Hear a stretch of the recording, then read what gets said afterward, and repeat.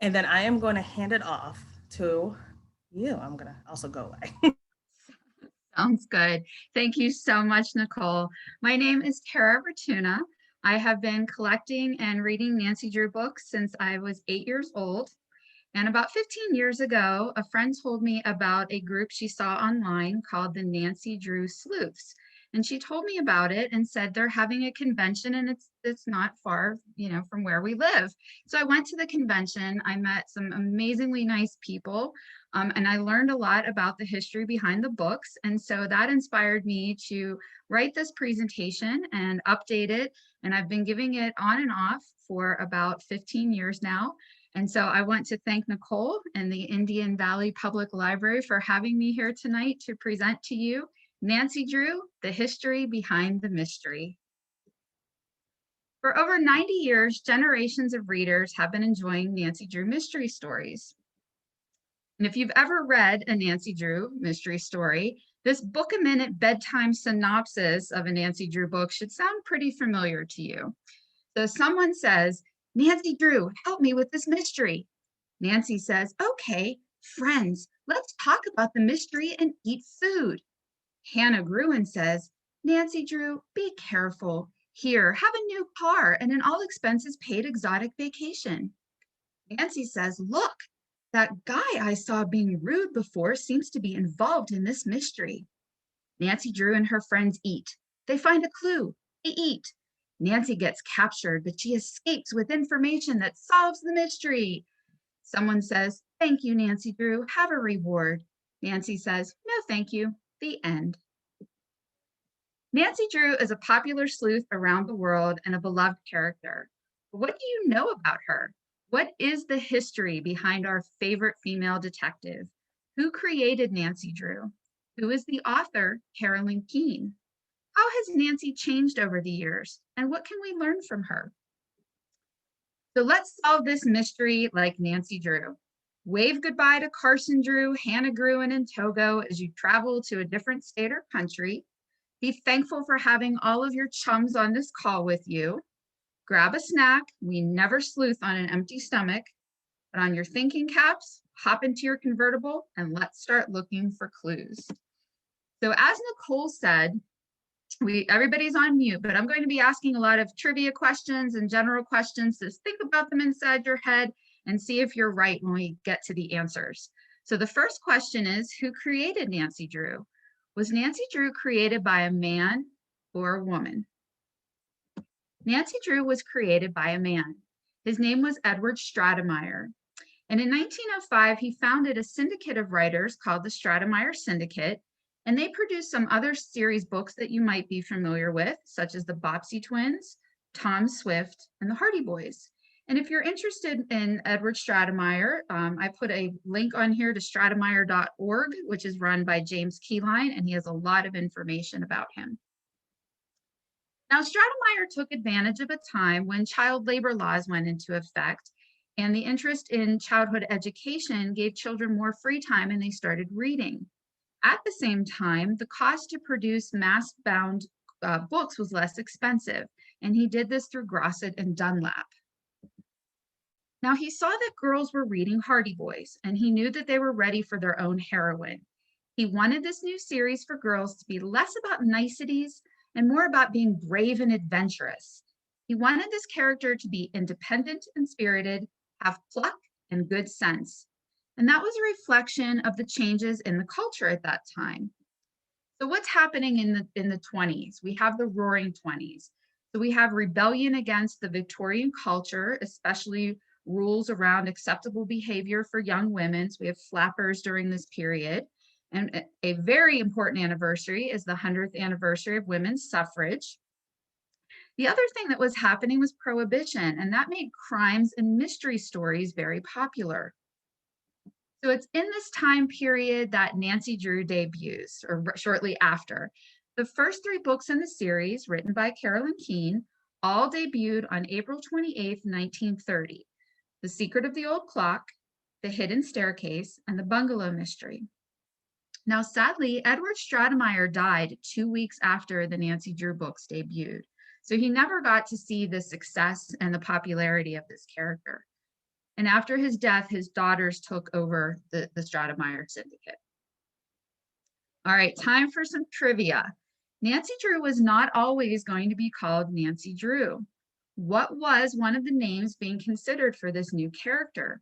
Was it Betty Braveheart, Diana Dare, or Tess True? It was Diana Dare. Some other names being considered were Helen Hale, Stella Strong, and no pun intended, that was the strongest candidate. The actual original title of the series was The Stella Strong Stories, and I am very grateful that was not selected. It would be a very long evening. And another name was Nandrew. Grosset and Dunlap also didn't like Stella Strong, so they took Nandrew and changed it to Nancy. Is Carolyn Keene a real person? Carolyn Keene is not a real person. Carolyn Keene is a pseudonym or the name of a ghostwriter. Now, Edward Stratemeyer wrote some books himself, but he also had so many ideas for books that he couldn't write them all. So he used ghostwriters to quickly produce the series books and to provide continuity for the readers. What he would do is he would create an outline and a basic story idea and give it to the ghostwriter, and the ghostwriter completed the book. The ghostwriters were paid a flat rate per book. So for some of the original Nancy Drew stories, the author was paid $125. The author never received any royalties from the book, and their names were never printed in the book, and they were under contract to not reveal their identity. Now, a pen name or pseudonym is not a new concept.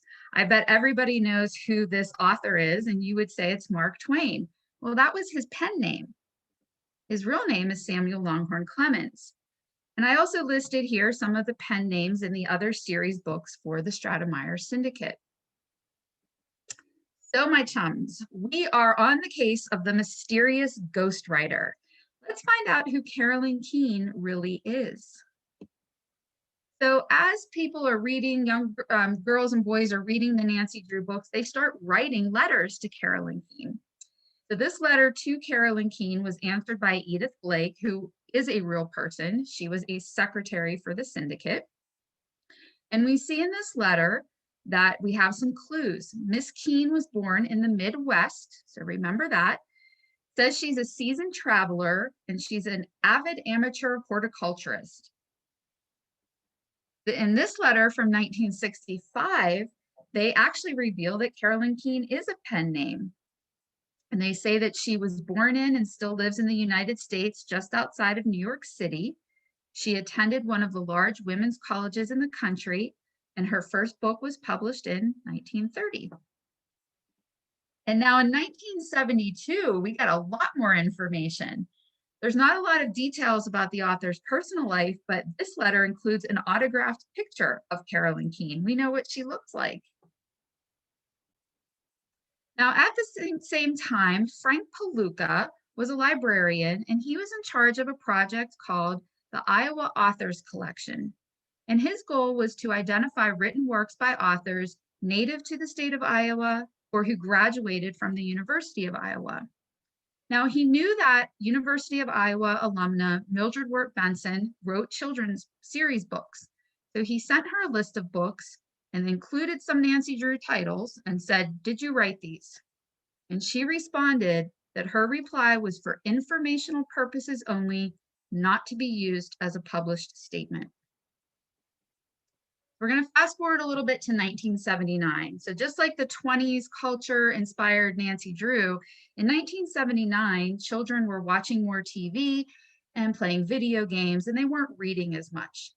So Harriet Stratemeyer Adams the syndicate wasn't making a lot of money. And so she went to Grosset and Dunlap and asked basically for a raise to increase the royalties they paid. And they said no. She didn't want to leave Grosset and Dunlap. They were with her when she took over the syndicate during the Depression. She was a woman running a business, but she really didn't have a choice. So she moves to Simon & Schuster to publish all of the syndicate's books. Grosset and Dunlap, of course, did not like this. So they sued Simon & Schuster over breach of contract. And we have a trial that begins in 1980. So they call in some witnesses. And these witnesses are there to determine the ownership of the Nancy Drew stories and who is Carolyn Keene. They call in Harriet Stratemeyer Adams and Mildred Wirt Benson. Well, you can see the picture of Harriet Stratemeyer Adams. That's who they said was Carolyn Keene. And we also have Mildred Wirt Benson. The time for some trivia. Who was Carolyn Keene for the original series, the first 56 books? Was it actually a man named Walter Carrig? And the syndicate didn't want anyone to know that a man was writing Nancy Drew books that mostly girls were reading? Was it Mildred Wirt Benson? Was it Harriet Stratemeyer Adams? Or was it all of the above? It was all of the above. Walter Carrig, we won't spend much time on him. He wrote 3 volumes, but he was actually credited with writing the first 14 at one time because he broke his contract and said that he wrote 3 and they gave him credit for writing 14 at the Library of Congress. Now, the person credited most often with being the real Carolyn Keene is Mildred Wirt Benson. She was already writing other books for Edward Stratemeyer, and he wanted her to bring Nancy Drew to life, to write the series. So she really is credited with being the real Carolyn Keene. She wrote 23 of the original books from 1930 to 1953. And we can see in the original books a lot of her personality. She was a tomboy who liked adventure stories, and she always wanted to be a writer. Her first story was published in St. Nicholas Magazine when she was 14, and Mark Twain and Louisa May Alcott were published in that magazine. So it was a pretty prestigious magazine. She was the first person, man or woman, to receive a master's degree from the Iowa School of Journalism in 1927, and she was very athletic as well. She was also very adventurous, and she finally, at the age of 59, got to live out some of those adventures. She got her pilot's license, but mainly she was a journalist. In addition to writing the children's books, she was a journalist with the Toledo Blade for 58 years, and she never retired. And Toledo is very proud to have Mildred Wirt Benson as one of their citizens. And so on May 30th, 2015, the Toledo Lucas Public Library was named a literary landmark in honor of Benson. And I mentioned before that I went to a convention that was run by the Nancy Drew Sleuth Group, which is led by Jennifer Fisher. And this was another convention so that we could attend the dedication. And here's a picture of the plaque for the library for the dedication. If you're ever in the Toledo area, I cannot recommend going to this library enough. It is absolutely beautiful. This is an end cap from their children's room. There's artwork and things all through the children's library. And they, of course, have a tribute to Nancy Drew there in honor of Benson. And they also obtained an original painting by the first illustrator of the Nancy Drew books, Russell Tandy. These are very rare because his studio burned down. So it's very rare to have an original painting by him. Now, I also mentioned Harriet Stratemeyer Adams. She graduated from Wellesley in 1914 and received job offers to teach and be a journalist. Now, her parents believed in education, but we're still in the Victorian time here for her, and they did not want her to work outside the home. So they compromised, and she was allowed to edit manuscripts and galley proofs at home. Now, the syndicate, as I mentioned before, produced many series, but she had a very special interest in Nancy Drew. She was involved in editing, writing outlines, and writing manuscripts of the original series, and then also the later series as well. She passed away in 1982. Like Mildred Wirt Benson, she never retired. She worked and ran the syndicate until she passed away. And in 1984, the syndicate was sold to Simon & Schuster. So now we know who Carolyn Keene is. Let's find out how Nancy Drew has changed since 1930. So in 1959, Grosset and Dunlap decided to revise all of its juvenile material. The first 35 books were revised and reissued. So the first thing that changed was just something about Nancy. So was it her age, the kind of car she drove, or where she lived? It was her age and what kind of car she drove. So they had to change Nancy's age from 16 to 18 so that she could legally drive in every state in the country. And they also changed her car from a roadster to a convertible because there weren't too many roadsters on the road in 1959. The second change for some of the books was actually different plots. So I won't read them all, but all of these books had a different plot. So the original version, for example, of The Message in the Hollow Oak, Nancy wins land in Canada in a radio contest. Again, not something happening too often in 1959, so they completely changed the plot. For all of the other books, the same plot was shortened, they simplified the vocabulary, and the elements were modernized. The third change that happened was the number of chapters. So all of the books changed from 25 to 20 chapters. And the reason for that was very simple, saving money. Less chapters was less pages to print. The books were not reissued and revised in numerical order. That was done based on the printing plates. So as soon as plates started to wear out, they revised the book. And then the last thing that changed was that the new books were in paperback. So in addition to finding out who Carolyn Keene really was in that trial, the syndicate won the right to continue publishing books with Simon and Schuster. And when that happened, all of the books after the original series were then published in paperbacks, other than some special editions. Grosset and Dunlap, which is now Penguin, Penguin Random House, they still publish the first 56 Nancy Drew books. Now, Simon & Schuster has been publishing the Nancy Drew books since 1980, starting with volume 57 through 175, and then they continued. They did another series in 1994 called the Nancy Drew Files. They had a series, Nancy Drew on Campus, a River Heights spinoff. And then in 2004, kind of a tribute to the original series, they did 56 volumes of Nancy Drew Girl Detective. And this was a more modern Nancy Drew. It was told in the first person, and she had a cell phone and drove a hybrid car. And they're still publishing Nancy Drew books. So the Nancy Drew Diaries debuted in 2013, and there are still publishing dates all through this year as well. They also did a younger Nancy. So Nancy's about 8 or 9 years old. There were the Nancy Drew notebooks, Nancy Drew and the Clue Crew, and the Nancy Drew Clue books. And those, again, that started in 2015, and they still have publishing dates into 2021. Now, Nancy also appeared in graphic novels. And then she's finally in the comic books in 2017 with the Hardy Boys. She has her own comic book series as well. And then she's back in comics in 2020. A lot of Nancy Drew fans were a little upset at this. It was the 90th anniversary of Nancy Drew, and the comic book was the death of Nancy Drew, which didn't make a lot of sense to people, but there it was. All right, so time for some trivia close to the Indian Valley Public Library. In the original series, the first 56 books, where was the closest place to Telford, PA that Nancy Drew solved the case? Was it in Altoona, PA, New York, New York, Lancaster, PA, or Wilmington, Delaware? It was Lancaster, PA. And that, by the way, is the first convention that I went to.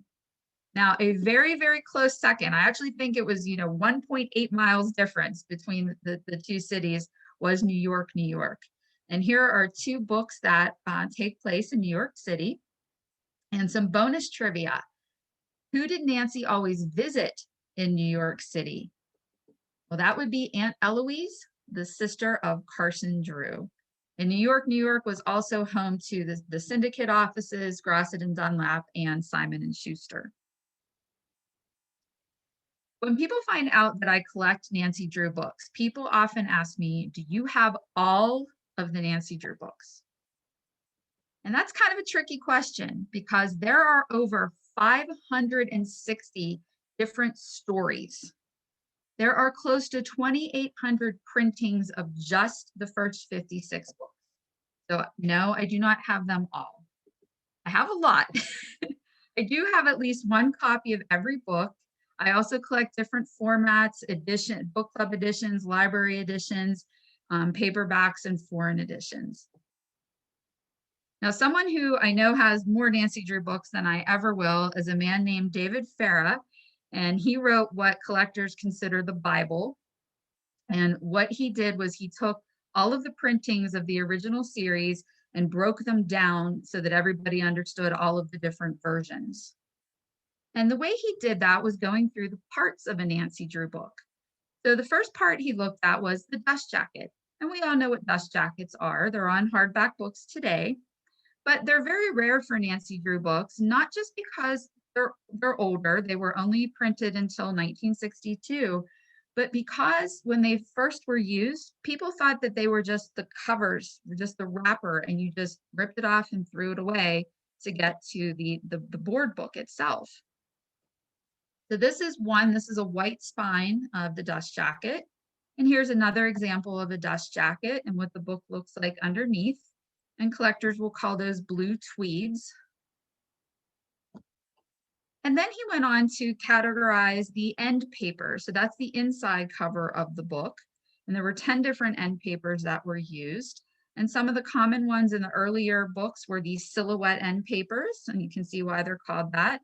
And then the digger end papers, where Nancy can see someone either digging up evidence or burying evidence, we don't know. And then also the frontispiece, which is the picture at the front of the book facing the book title.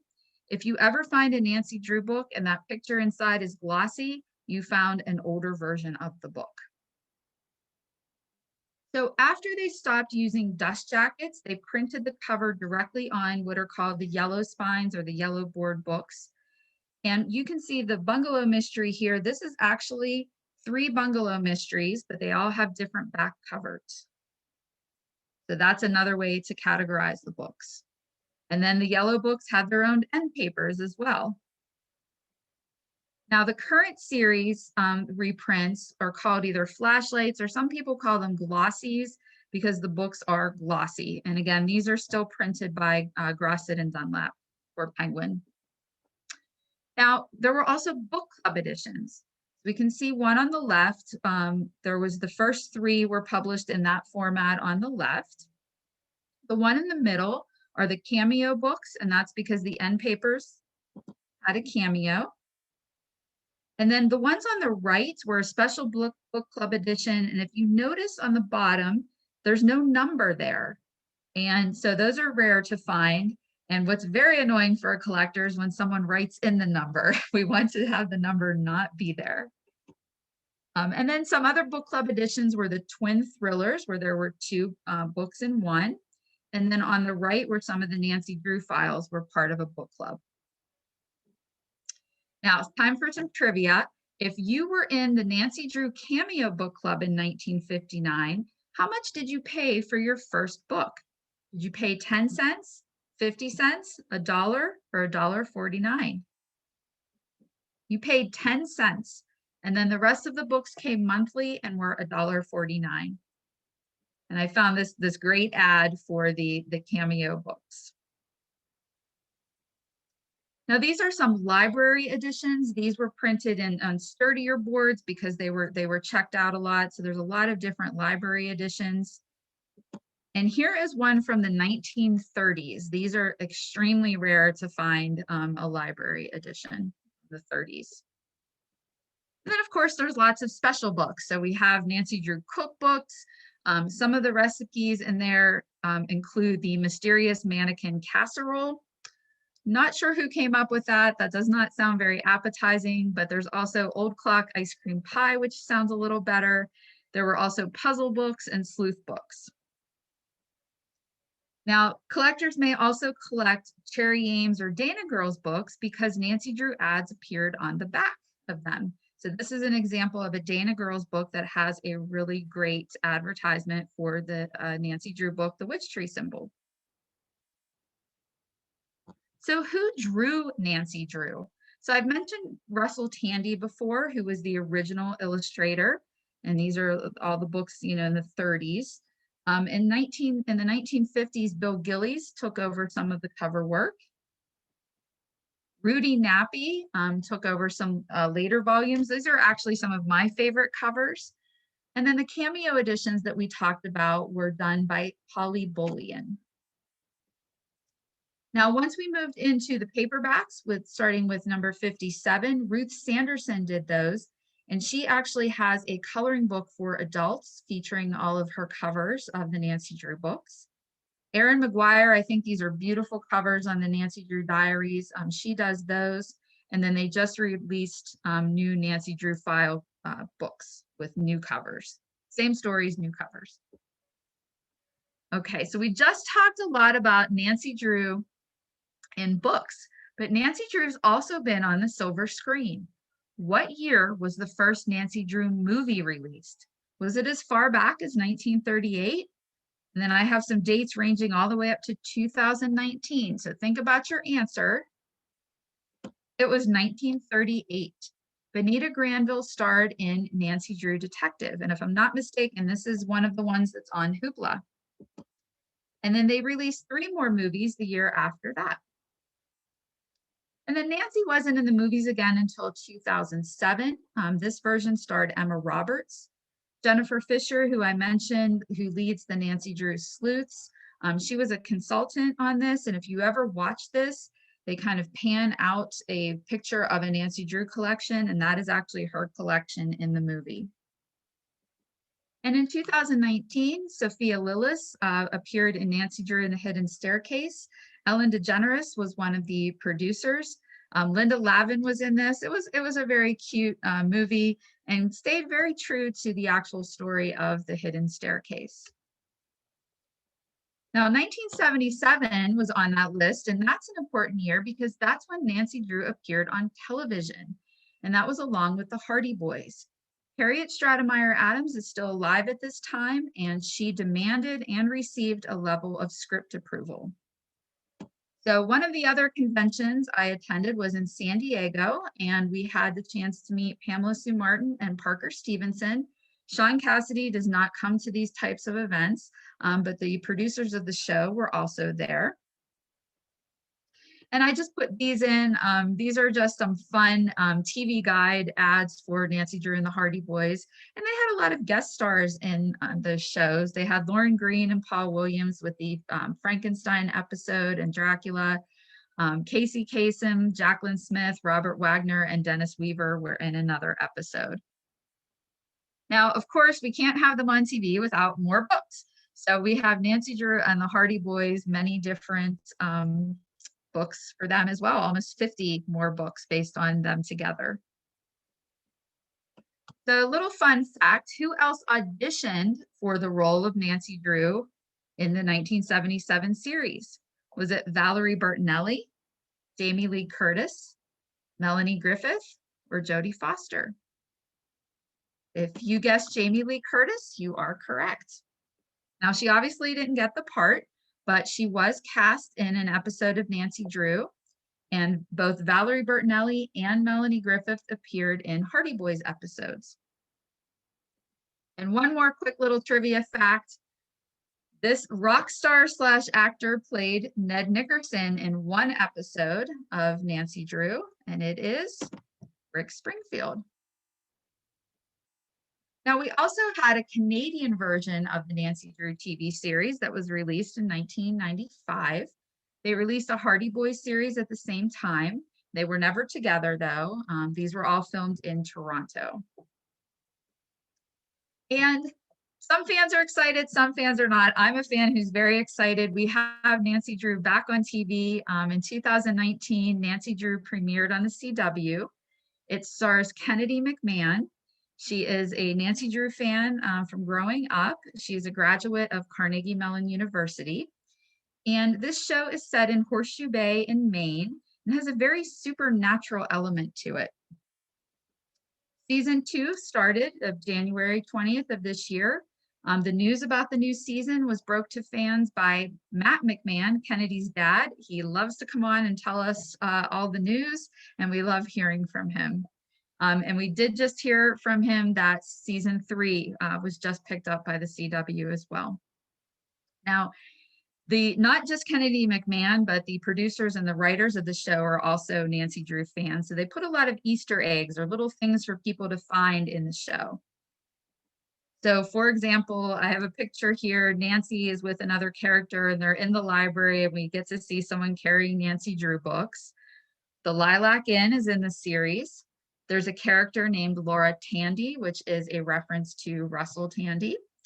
Larkspur Lane, Spider Sapphire, names of books. All the kids go to Keene High School after Carolyn Keene.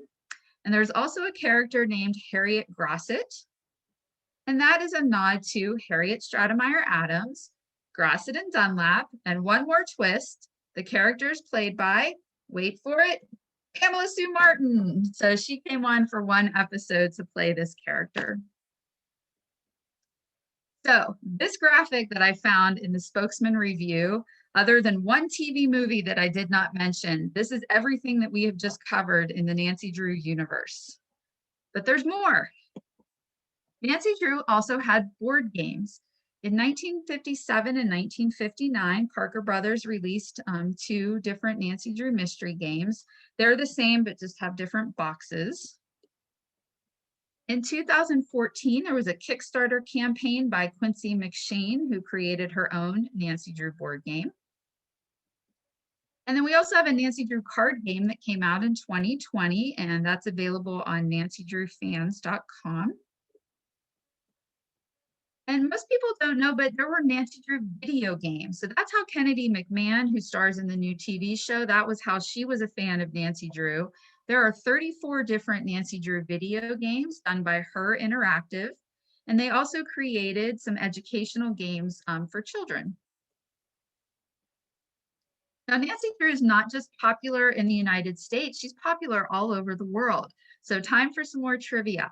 Nancy Drew stories have been translated into how many different languages? 10, 18, 26, or 58? 26. If you're at all interested in some of the foreign editions, there is a website here, nancydrewworld.com.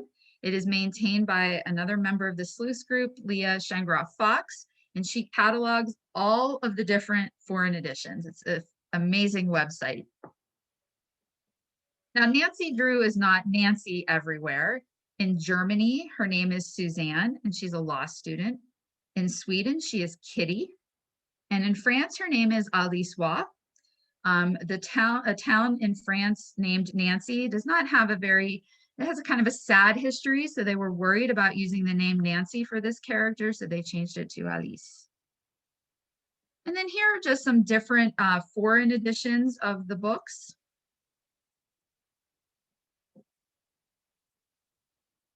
Different covers. Now these are obviously in English, but the one on the left is an Armada book published in Australia. And on the right are Collins, that's who published the books in the UK. And some other books to help you learn more about Nancy Drew. Nancy Drew and the Women Who Created Her by Melanie Rayhawk is probably one of my all-time favorite books, not just because it's about Nancy Drew, but she really goes into stories about Mildred Wirt Benson, Harriet Stratemeyer Adams. They were really trailblazers in their fields, in journalism, in business and printing, their relationship, how Nancy changed through the years. It's a fantastic book. Missing Millie Benson is a little bit more about Mildred Wirt Benson herself, written by Julie Rubini. And then just for something fun, just kind of a tongue-in-cheek, just to make you laugh, is a book called Confessions of a Teen Sleuth, and it's a parody, and it's Nancy Drew kind of telling you that all these stories weren't really true. She's going to tell you the real stuff that happened to her in her life. And, you know, Cherry Ames makes an appearance, and it's just a fun book. And finally, to learn more about Nancy, I've mentioned Jennifer Fisher a couple of times. She has the sites that I've mentioned, ndsleuths.com, nancydrewfans.com, lots of information there. She also wrote a fun book called Clues for Real Life, the classic wit and wisdom of Nancy Drew, and she's working on a biography of Mildred Wirt Benson. So I did talk about the conventions. Obviously, they have been canceled. The one that we were all supposed to go to, Jennifer Fisher donated close to 90% of her collection to the Toledo Library. And so we were supposed to go there to see how they were displaying her collection. That obviously was canceled. There will be an online convention. This was just announced last week in October of this year. That will be online. The convention that was supposed to happen in 2020 was supposed to be in Salem, Massachusetts, and Jen's hoping to have that in October of 2022. So you can check that out on nancydrewfans.com. So I just don't love Nancy Drew. Nancy Drew is loved all over the world and by some very accomplished women as well. So there was a great interview with Sonia Sotomayor on 60 Minutes, and she always wanted to be a cop. She was inspired by Nancy Drew to want to be a cop, but she found out at a young age she had diabetes, so she kind of had to change direction on what she was doing. And interviewer Scott Pelley said, "So we're sitting in the Supreme Court today because you read Nancy Drew and watched Perry Mason on TV." And she said, "That's exactly right." And I also did read another interview where the first car she bought after she became a lawyer was, of course, a convertible. Ruth Bader Ginsburg has also cited Nancy Drew as a role model.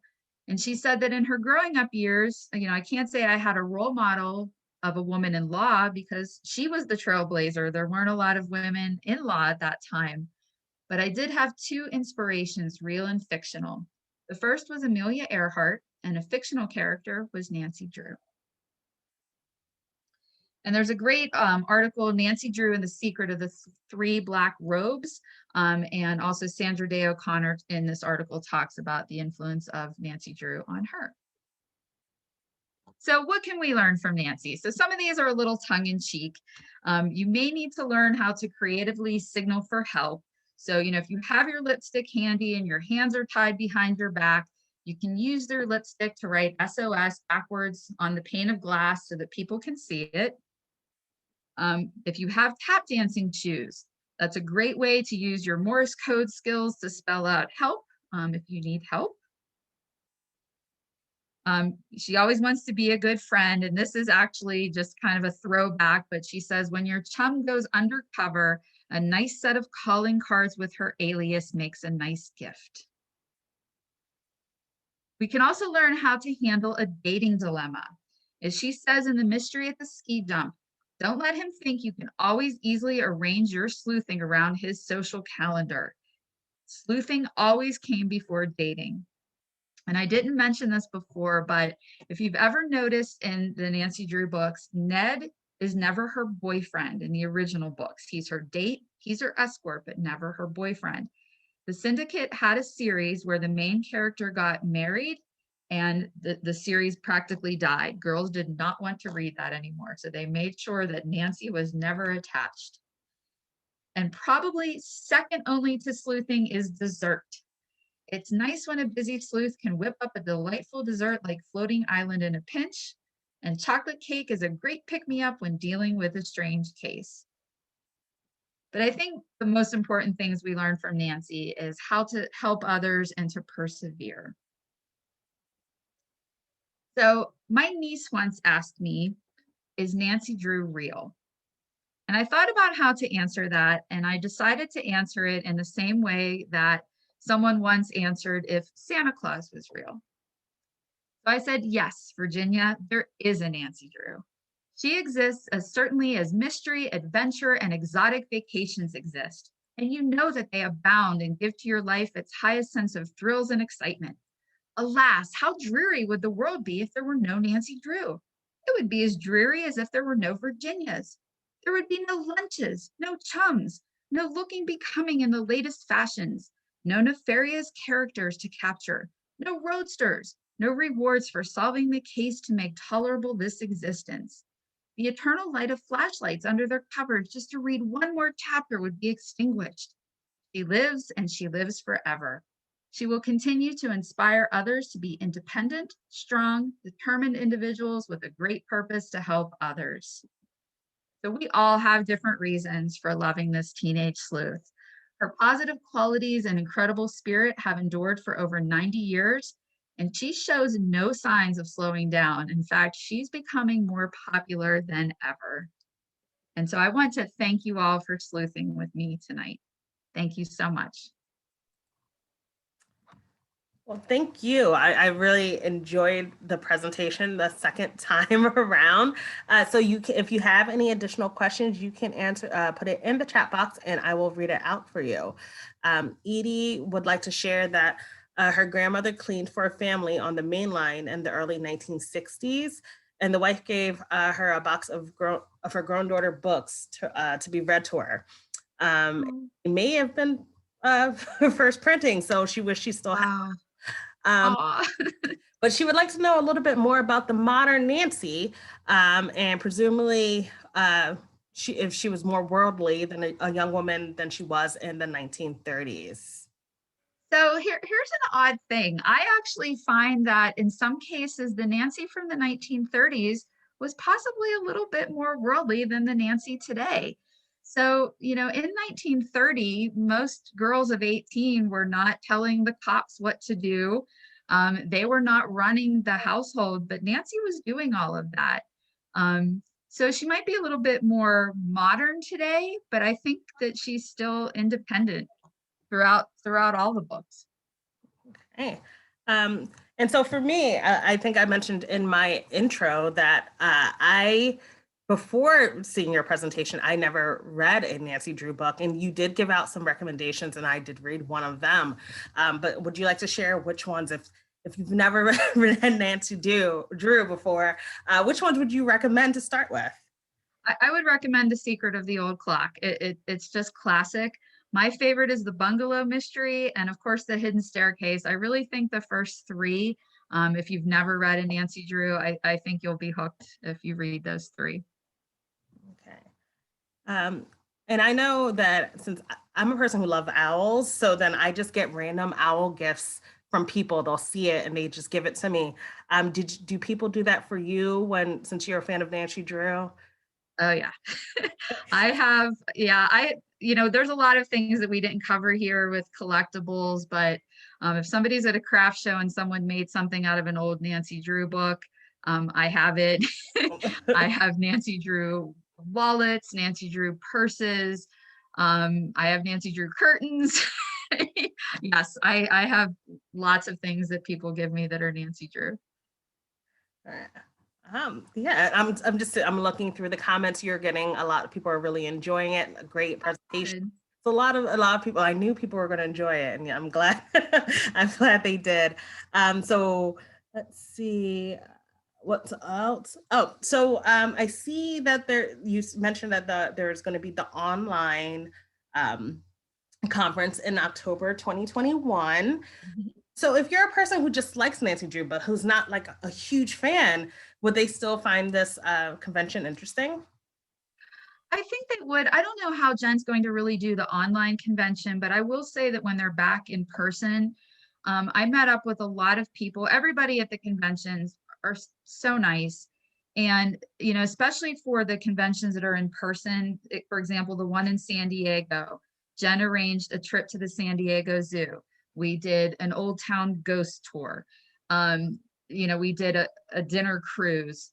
She does mystery parties. I would guess that, her online, she'll probably have some type of trivia or mystery party that you don't have to love Nancy Drew to go to or enjoy. Yeah, I'm guessing in Salem, she'll do a lot of different things. So I think that, anyone would enjoy it. Just a real quick story about the one in San Diego. James Keyline, who I mentioned, runs the Stratemeyer.org website. He actually had all of us who went to the convention, and it was probably in San Diego, probably about 60 to 75 people. The tour bus pulled up at his house and he had us all over for dinner. So it's just a nice time. Okay. So some other comments from here. Mary says that she loved the presentation. And let's see, my daughter has given me a Nancy Drew tote bag, which I love. And I used to say the only reason I would miss dinner was because my nose was in a Nancy Drew book. And Marge says back in the 60s, each month a book would come in the mail containing 2 Nancy Drew books. It was the best. So there's definitely some lifelong fans. It still goes out in our library. I know people are excited about it. So I just want to thank you once again. At this point, I have read everything in the comment box, but if anyone wants to unmute themselves, I am keeping the cameras off because we are recording this. I don't want, to put you up on YouTube and you're like, I don't want you to be there. But if you do want to unmute yourself at this point, it'll be safe if you prefer to ask a question out loud rather than type it in the box. I really enjoyed it, and I've always wanted to go to Salem, Massachusetts, so maybe I'll use that as my excuse. If you have, we used to live in Boston, and hopefully, at that time they'll have it, but they used to have at Halloween this giant jack-o'-lantern festival that was just absolutely amazing. And that's the kind of thing, I'm not promising that that's what they'll do there, but that's the kind of thing that she tries to integrate with the conventions. Or things like that, different activities based on the town. And all of the conventions are, San Diego, there are some modern books that were based there. She tries to base the conventions on things that are related to Nancy Drew. The goal in 2030 is to get to Hawaii. That's where the Secret of the Golden Pavilion takes place. Wow. It's like a fantastic goal. Yeah. All right. I think there was someone who wanted to say something. You can go ahead. I unmuted mine just to say hello. My name's Connie, and I am sorry I was a few minutes late jumping on, but this was absolutely fantastic. Just outstanding. So informative. Thank you so much, Connie. I'm glad you enjoyed it. I love doing this and talking to other Nancy Drew fans. So thank you so much. You're welcome. All right. We do have another question. Is there a Facebook group for Nancy Drew? There is. There are several Facebook groups for Nancy Drew. And I'm going to stop sharing for 1 second because I will look them up real quick to make sure that I give you the right name, because I think you all know that you don't really know the name of your Facebook groups. You just know that you're on them. So let me jump on real quick. There's several. There's some that are just for series books overall. Nancy Drew Sleuths members only. So if you do become a member of Nancy Drew Sleuths, I think Jen charges $10 for a lifetime membership. But yeah, that's called Nancy Drew Sleuths members only. And then I'm also on one called Nancy Drew Book Fans and Collecting Vintage Children's Series Books. And then there is also a Facebook group for the CW series. See, okay, and Galaxy says, enjoyed your presentation. Don't forget to mention your mom's Nancy Drew Pettifor's. Oh, okay. So that is my next door neighbor, Mary. And so my mom threw a 39th and a half birthday party for me. I won't say how long ago that was, in the summer, because my birthday is in December. And my mom made me a bunch of little brownies and printed Nancy Drew covers on edible icing paper and placed them on each little brownie so they look like a bunch of Nancy Drew books. That's amazing. That sounds so wonderful. Yeah, sounds super cute. Sounds like a lot of work too. So my mom is very talented. All right. All right. So if there's nothing else, I know it is not 8 o'clock yet, but I don't mind letting people go. Once again, I want to really thank you for sharing your wealth of knowledge and your enthusiasm. Carry on, Nancy Drew. And just, I just really appreciate you taking your time, and I appreciate everyone who came to this presentation. Hope you really enjoyed it. And once I send out the link again, it will be available for a couple of weeks and you can share it with some people. All right. Thank you all so much. I'm Barbara Bettine. I could just unmute mine. It gives me trouble sometimes, but I wanted to let you know how wonderful it was. I read loads of Nancy Drew when I was a kid, and I gave all my books to my daughter. Aw, I'm sure she loves them. That's very sweet. She does. She loves to read. She loves, my favorite books were Nancy Drew, Hardy Boys, and the Black Stallion series. Oh, nice. There's actually they released some Nancy Drew Reads the Classics.